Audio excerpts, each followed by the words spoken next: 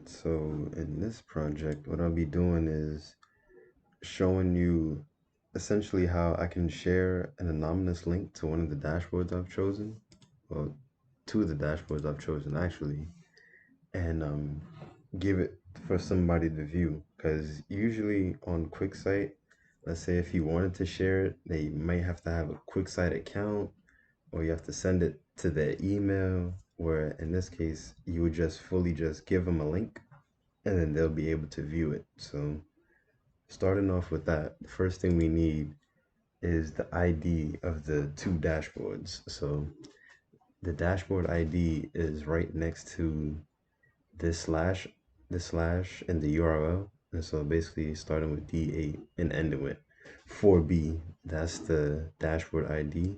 You would need that. And then same thing with this one. Dashboard ID here starts with EBC, ends with 10A, needed that. And so after that, what we need to do is create a role, call it QS. That's the role, that's the name I decided to go for. Give it access to Lambda. So it's able to do executive, has admin permissions on Lambda. It's able to do all the functions necessary. Then we have to go to policies, create a policy, and named it QS anonymous embed. And this policy allows for an anonymous user to access the link and view it without having any issue. And so those same IDs from the two dashboards, that's where they go in here.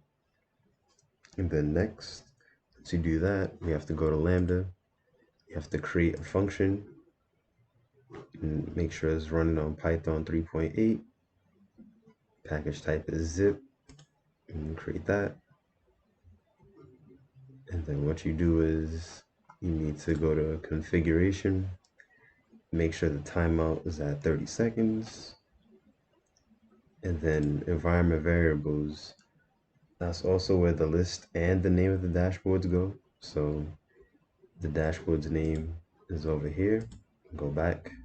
Yeah, QS TCF analysis v2, and same thing, QS TCF analysis new. So that's where the dashboard nameless goes, the region, we're in US East 1, and then the IDs go here, then the data path is that, and then once you do that, then you gotta go to API gateway.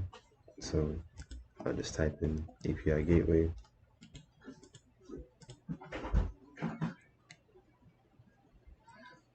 Then an API gateway, after creating a REST API, what we do is you add it as a resource, anonymous embed sample,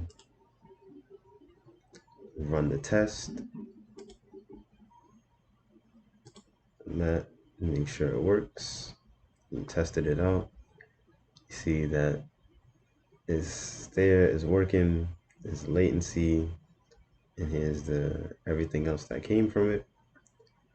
So now what we want to do is launch it in the incognito window. And so I have it up already. So let's take a look.